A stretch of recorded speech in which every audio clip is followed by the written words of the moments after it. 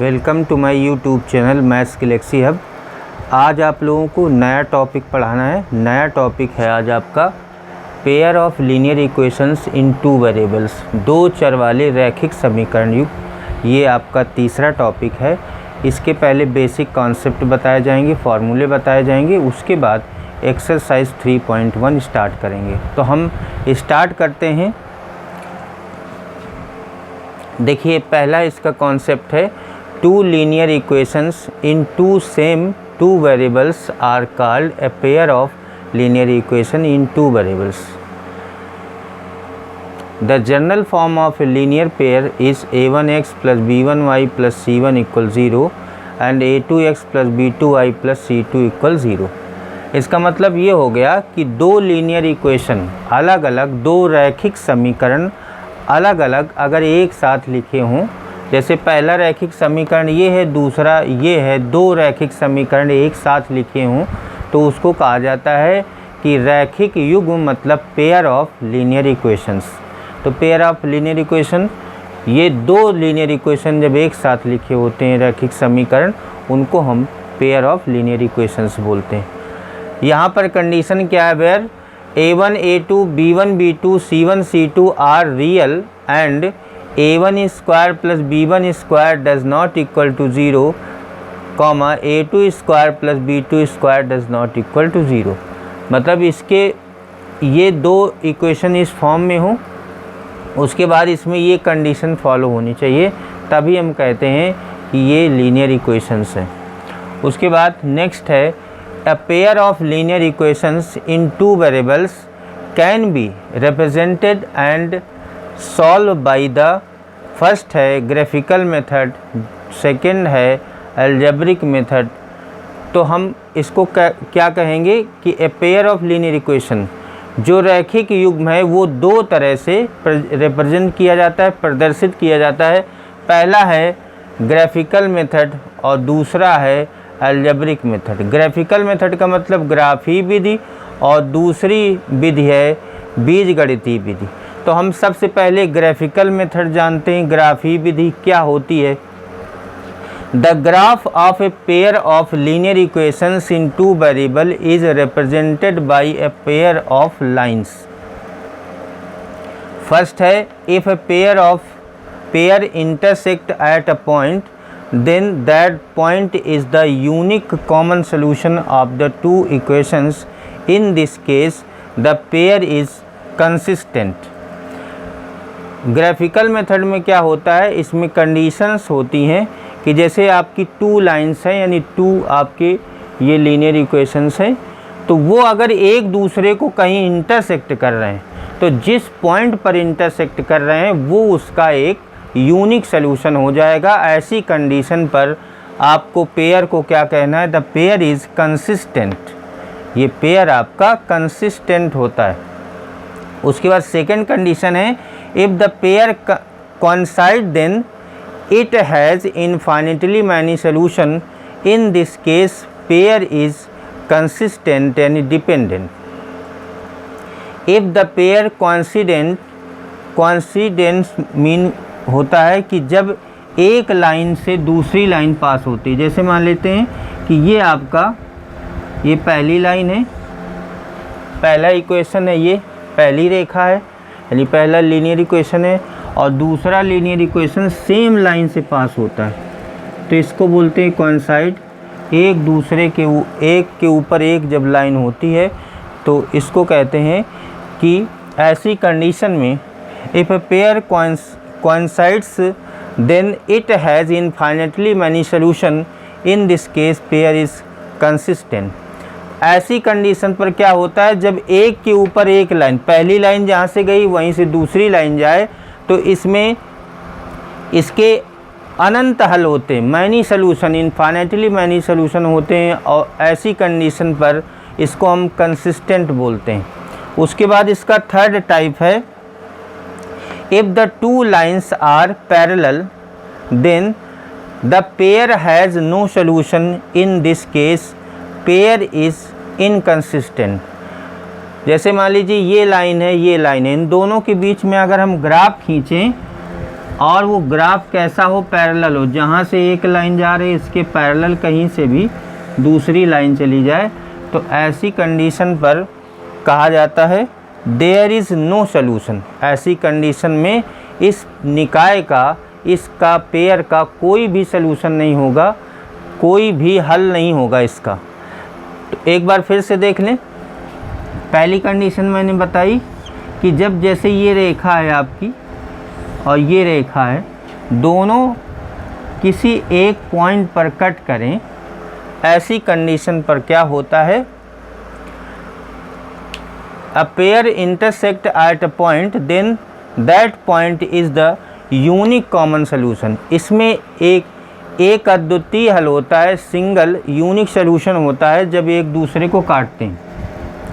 दूसरे में मैंने बताया कि जब एक लाइन के ऊपर दूसरी लाइन भी जाती, जहाँ से पहली लाइन गई है वहीं से दूसरी लाइन जाए, तो ऐसी कंडीशन पर होता है इनफाइनाइटली मैनी सॉल्यूशन। और तीसरी कंडीशन है जब एक लाइन के पैरेलल दूसरी लाइन हो, तो ऐसी कंडीशन पर होता है देयर इज़ नो सॉल्यूशन।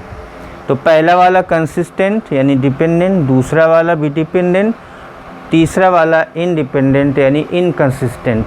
ये तीन मेन कंडीशन है इसकी। उसके बाद हम चलते हैं ग्राफिकल मेथड के बारे में। आपको तीन कंडीशन बताई गई। उसके बाद हम आते हैं अलजेब्रिक मेथड यानी बीजगणितीय विधि। We have already taking the following method for finding the solution of a pair of linear equations. ये हम वैसे पहले भी पढ़ चुके हैं। ये सभी तीनों विधियां आप पहले भी पढ़ चुके हैं। पहला है सब्स्टिट्यूशन मेथड, प्रतिस्थापन विधि। दूसरा है एलिमिनेशन मेथड, विलोपन विधि। और तीसरा है क्रॉस मल्टीप्लिकेशन मेथड यानी वज्र गुणन विधि। तीनों विधियां आपको अलग अलग बताई जाएंगी। सब्स्टिट्यूशन मेथड में एक वेरिएबल की वैल्यू दूसरे के फॉर्म में रख के इसको सॉल्व करते हैं। एलिमिनेशन मेथड में दोनों x और y जैसे दो वेरिएबल्स हैं, उनमें से किसी एक को इक्वल करके कैंसिल कर देते हैं और फिर उसकी वैल्यू निकालते हैं। क्रॉस मल्टीप्लिकेशन में इसका ये तरीका अलग होता है। ये सब आपको यहाँ पर बताया जाएगा, क्वेश्चन में सीधे बताया जाएगा। तो ये अलजेब्रिक मेथड की ये तीन विधियाँ होती हैं, substitution method, elimination method and cross multiplication method. उसके बाद आते हैं नेक्स्ट है if a1x plus b1y plus c1 equal 0 and a2x plus b2y plus c2 equal 0 then the following situations can arise. अगर ये दो लीनियर इक्वेशन है, मतलब पेयर ऑफ लीनियर इक्वेशन है, तो क्या क्या कंडीशन हो सकती हैं। पहली condition if a1 upon a2 does not equal to b1 upon b2। हम यहाँ से कंपेयर करके a1 b1 c1 a2 b2 c2 की वैल्यू निकालेंगे। If a1 upon a2 does not equal to b1 upon b2, a1 upon a2 का मान बराबर नहीं है b1 अपॉन b2 के, तब कैसी कंडीशंस आएंगी। इन this case the pair of linear equation is consistent, you can say ये यूनिक सोल्यूशन। ऐसी दशा में क्या हो जाएगा कि pair of linear equation consistent होगा और इसका एक हल होगा यानी यूनिक सॉल्यूशन होगा। उसके बाद सेकंड कंडीशन है if a1 upon a2 equal b1 upon b2 does not equal to c1 upon c2, यानी पहले दो रेशियो बराबर हो, तीसरा रेशियो बराबर ना हो। In this case the pair of linear equations is inconsistent. ऐसी कंडीशन पर कहते हैं देयर इज़ नो सॉल्यूशन। ऐसी कंडीशन पर जिसमें ये अप्लाई होता है a1 upon a2 equal b1 upon b2 does not equal to c1 upon c2, तब हम कहेंगे कि इस पेयर का कोई हल नहीं होगा, नो सॉल्यूशन। लास्ट कंडीशन है a1 upon a2 equal b1 upon b2 equal c1 upon c2। अगर तीनों रेशियो बराबर है, इन this case the pair of linear equations is consistent यानी डिपेंडेंट। और ऐसी कंडीशन पर इनफाइनाइटली मैनी सॉल्यूशंस होते हैं, इसके अनंत हल होते हैं। उसके बाद लास्ट मेथड है। इसका मेथड क्या है, इसमें हम लास्ट इसका आर्टिकल है there are several situations which can be mathematically represented by the two equations that are not linear. To start with, we reduce them to linear pair. सबसे पहले ऐसे कई पेयर ऐसे होते हैं जो लीनियर नहीं होते हैं, उनको लीनियर बना के फिर उनका सलूशन हम स्टार्ट करते हैं। तो ये आपके कॉन्सेप्ट हैं। अब आपको एक्सरसाइज 3.1 के क्वेश्चन बताए जा रहे हैं। सबसे पहले आप इनको नोट कर लें या इसका स्क्रीनशॉट ले लें।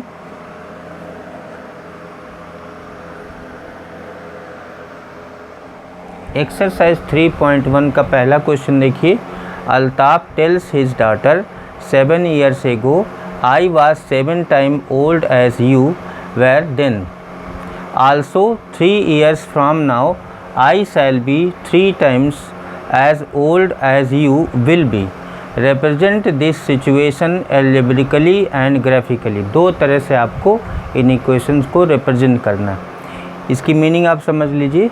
अल्ताफ अपनी बेटी से कहता है कि 7 साल पहले मैं आपकी एज का 7 गुना था, 7 टाइम्स था आपकी एज का। फिर 3 साल बाद, आफ्टर 3 years, 3 साल बाद मैं आपकी एज का 3 गुना हो जाऊंगा। ये इनकी सहायता से आपको दो इक्वेशंस बनाने हैं। तो इक्वेशंस बनाने के लिए सबसे पहले आपको इनकी प्रेजेंट एज माननी पड़ेगी। Let the present age of Altaf and his daughter be x and y. माना अल्ताफ और उसकी पुत्री की वर्तमान आयु यक्स तथा वाई वर्ष है। The algebraic representation is given by. Algebraic representation आपको किस कंडीशन को देख के करना है? इस कंडीशन को 7 years एगो, 7 साल बाद। जैसे आज की एज इनकी यक्स और वाई है, तो 7 साल पहले ये कितनी एज के रहे होंगे? अल्ताफ बिफोर 7 years, अल्ताफ की एज क्या हो जाएगी? x - 7 years, और उसकी बेटी की हो जाएगी y - 7 years। 7 साल पहले इनकी एज ये रही होंगी, इतनी ईयर्स रही होंगी। तो पहला इक्वेशन बनाते हैं। 7 साल बाद x - 7 is 7 time of her daughter. ये देखिए अल्ताफ की एज है और ये उसके बेटी की एज है।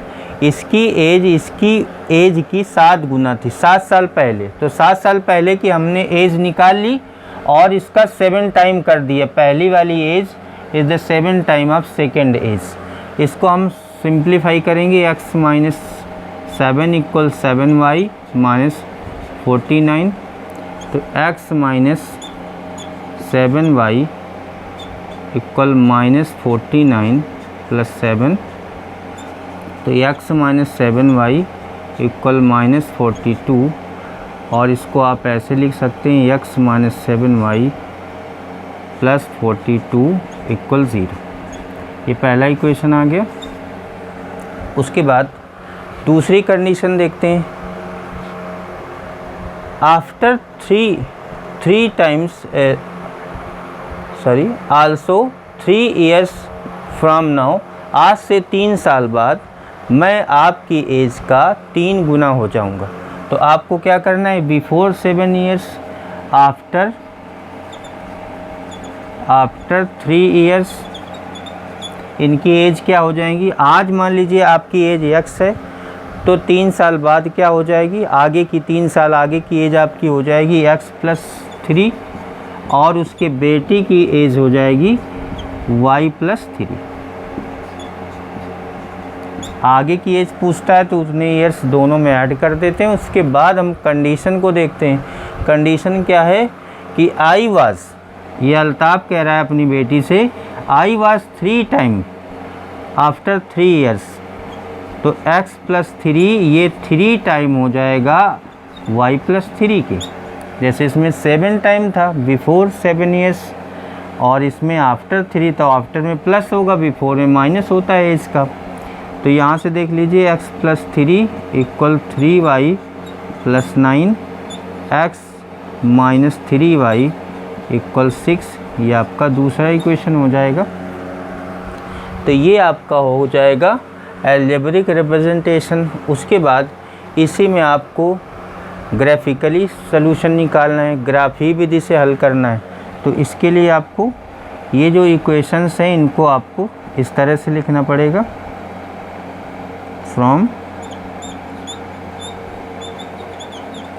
From equation first and second. देखिए फर्स्ट और सेकंड से फर्स्ट वाले को मैं लिख रहा हूँ x minus 7y plus 42 equal 0। यहाँ से आपका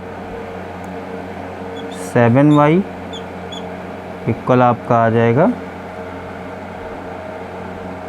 x प्लस 42, तो y इक्वल आ जाएगा x प्लस 42 अपॉन 7।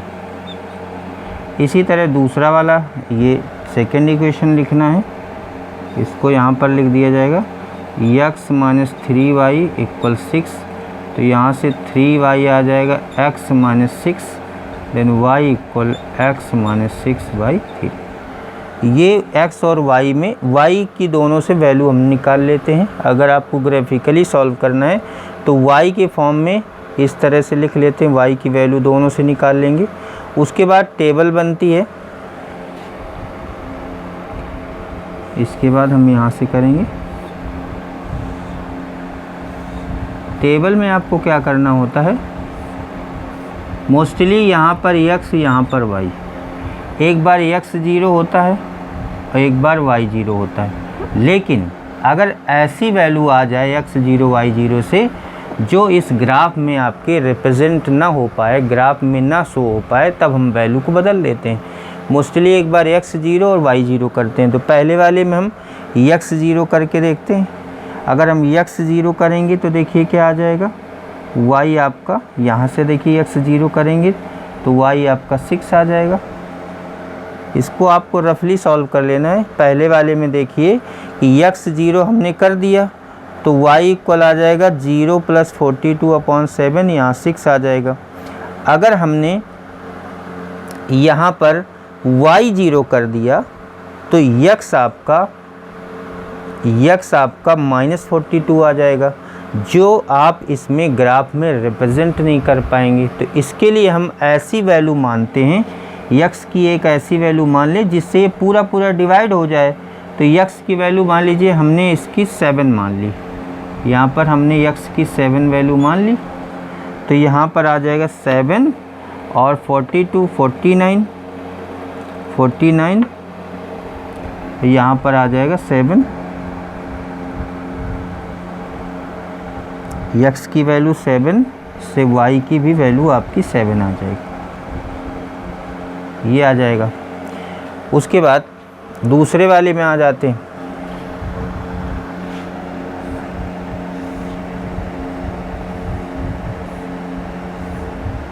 इसमें भी सबसे पहले यही चेक करना होता है, यहाँ 0 यहाँ 0। x 0 करने से y आपका -2 आ रहा है, x 0 करने से y -2 आ जाएगा, और y 0 करने से y 0 कर दें अगर तो x आपका 6 आ जाएगा। तो ये देखिए वैल्यू 6 अपनी रेंज में है, इसको आप ग्राफ में दिखा सकते हैं। यहाँ पर देखिए 42 आ रही थी जो कि ग्राफ में हम नहीं शो कर सकते थे, बहुत ज़्यादा लेंथ हो जाती ग्राफ की, इसलिए वैसे तो 0 0 रखते हैं। लेकिन अगर आपको ऐसी वैल्यू आ जाए कि जो ग्राफ के हिसाब से मैच ना करे, बहुत ज़्यादा वैल्यू आ जाए, बाकी वैल्यू अप टू 10 है, बाकी मान लीजिए आ जाए 50 60 80 तक, तो आपको क्या करना है कि वैल्यू इसकी बदल देना है, 0 के बजाय और कुछ कर देना है। जैसे मैंने कहा y अगर 7 कर दें तो x कितना आ जाएगा। उसके बाद इस ग्राफ को इसमें रिप्रेजेंट करते हैं, ग्राफ को हम इसमें दिखाएंगे।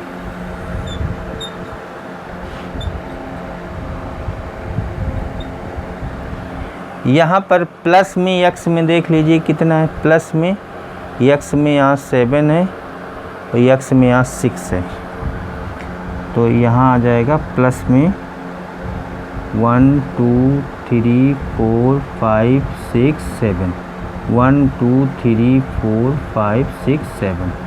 y में प्लस में 7 है, 1 2 3 4 5 6 7।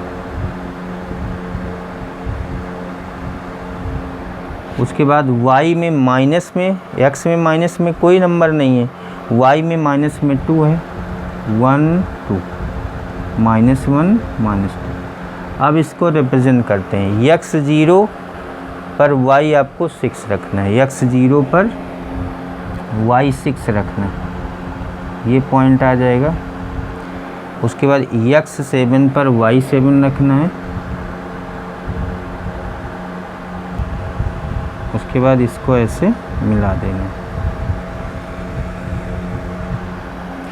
ये आपकी जो लाइन होगी उसको आप ये लिखेंगे, पहली वाली लाइन है x minus 7y plus 42 equal 0।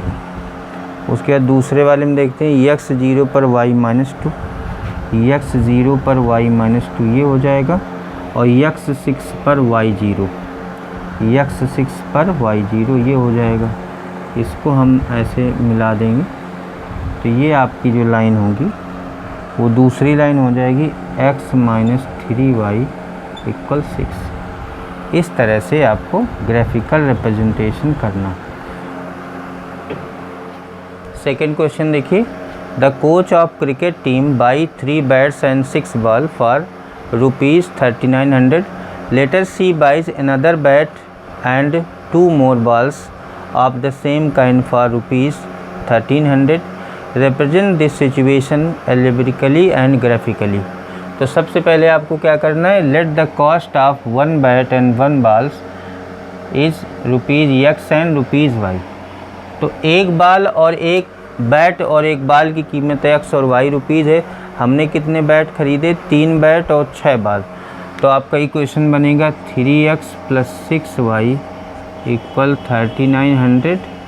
उसके बाद 3 हम कॉमन कर लेंगे, x प्लस 2y इक्वल 3900, ये कैंसिल हो जाएगा। x प्लस 2y इक्वल 3900, ये पहला इक्वेशन हो जाएगा। उसके बाद दूसरी कंडीशन में लिखा है later she buys another bat and 2 more balls, मतलब 2 बाल और ख़रीदी एक बाल के बाद, तो 3 बाल हो गई। तो x प्लस 3y इक्वल, ये कितने में खरीदी, 3900 में, ये आपका दूसरा इक्वेशन हो जाएगा। ये जो इक्वेशंस हैं, ये रिप्रेजेंटेशन है, ये एल्जेब्रिकली है, बीजगणितीय विधि से इसको रिप्रेजेंट किया गया है। समीकरण आपको बनाना है केवल। दूसरा आपको जो ग्राफिकली है उसके लिए आपको इन्हीं दोनों को यहाँ पर लिखना होगा। ये जो दोनों इक्वेशंस हैं, पहला ये हो गया, दूसरा ये हो जाएगा। उसके बाद यहाँ पर टेबल बनानी है।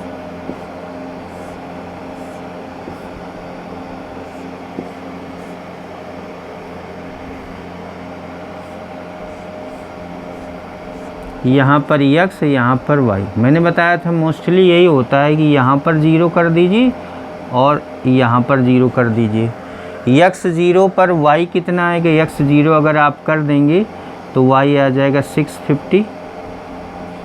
उसके बाद अगर y0 कर देंगे तो x आपका आ जाएगा 1300। दूसरे वाले में भी यही टेबल बनानी है। यहाँ x होगा, यहाँ y। x0 अगर कर देंगे तो आपका y आ जाएगा 1300/3, और जब y0 कर देंगे तो x आ जाएगा 1300। इसको आपको ग्राफ में रिप्रेजेंट करना, ग्राफ में आपको शो करना।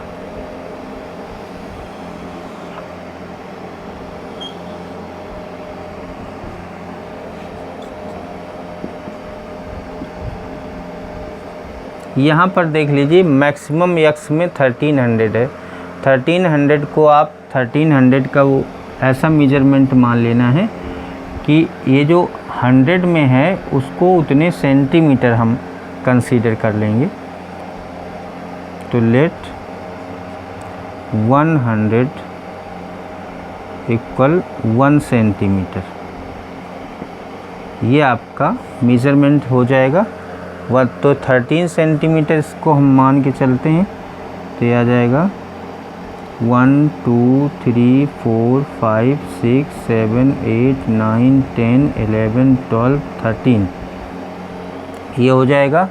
उसके बाद y में आपको देखना है, y में 6.5 तक 1 2 3 4 5 6 7 तक।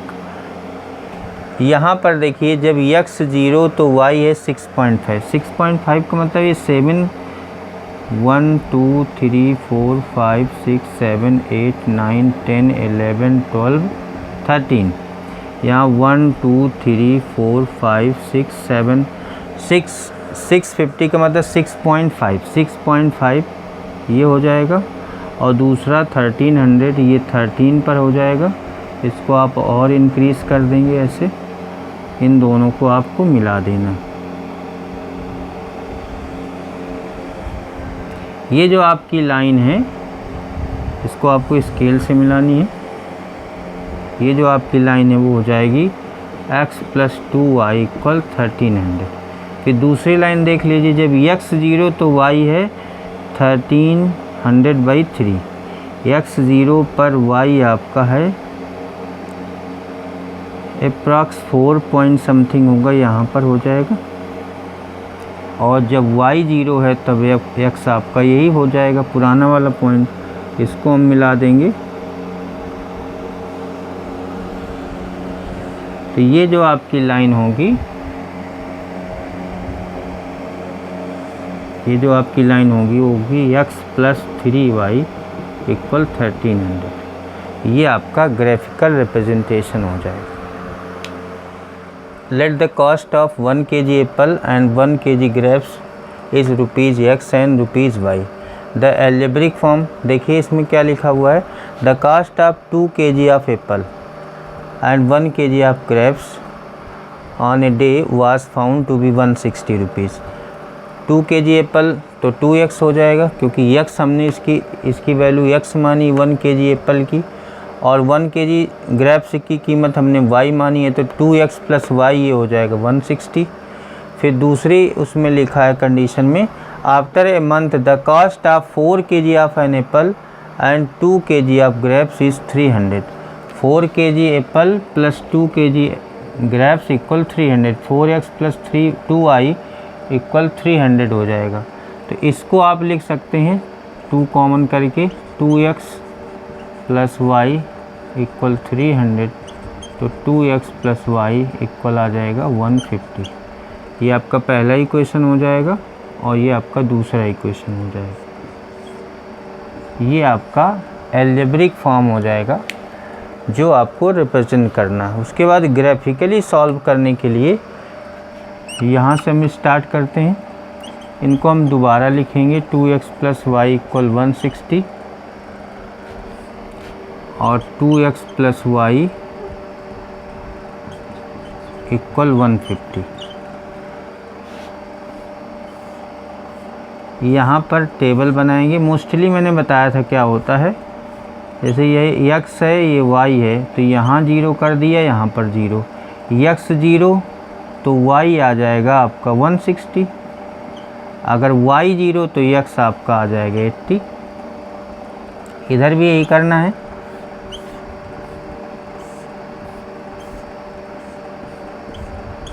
यहाँ x होगा y होगा, इधर 0 इधर 0। x 0 पर y आएगा 150 और y 0 पर x आपका आ जाएगा 75। इसको आपको ग्राफिकली रिप्रेजेंट करना है, ग्राफ में दिखाना है। तो इसके लिए आपको ग्राफ खींचना होगा।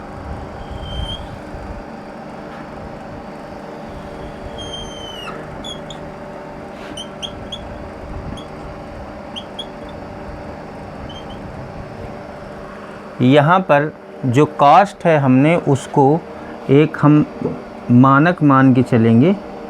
हम ये लेट कर लेते हैं, लेट ₹10 = 1 सेंटीमीटर। ये हम इसका एक पैमाना मान लेंगे। तो इससे क्या होगा, जैसे 80 है तो हमको 8 सेंटीमीटर खींचना है। अगर 160 है तो 60 सेंटीमीटर खींचना है। तो इस तरह से आपको यक्स में मैक्सिमम देख लीजिए 8 सेंटीमीटर होगा, तो इसको आपको क्या करना है 2 2 4 6 और 8। वाई में देख लेते हैं 2 4 6 8 10 14 और यहाँ पर हो जाएगा 16। ये आपका मान लीजिए वाई एक्सिस।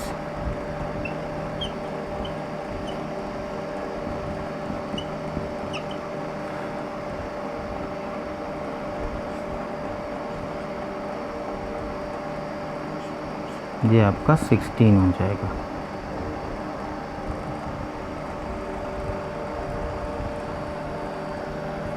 इसमें आपको सबसे पहले x0 पर y 160, y ये हो जाएगा 160 का मतलब 16 हो जाएगा। x80 पे y0 ये हो जाएगा, इसको आपको मिला देना। ये जो आपकी लाइन होगी ये इसका नाम होगा 2x प्लस वाई इक्वल 160। उसके दूसरी लाइन है x आपका 150 यानी 15 पर होगा, x आपका y 15 पर होगा, x 0 होगा, और जब x 75 होगा y 0 होगा। 75 का मतलब 7.5 अप्रॉक्स यहाँ पर हो जाएगा। इनको हम मिला देंगे ऐसे, तो ये आपकी लाइन हो जाएगी 2x प्लस वाई इक्वल 150। ये दोनों लाइन आपकी पैरेलल होंगी।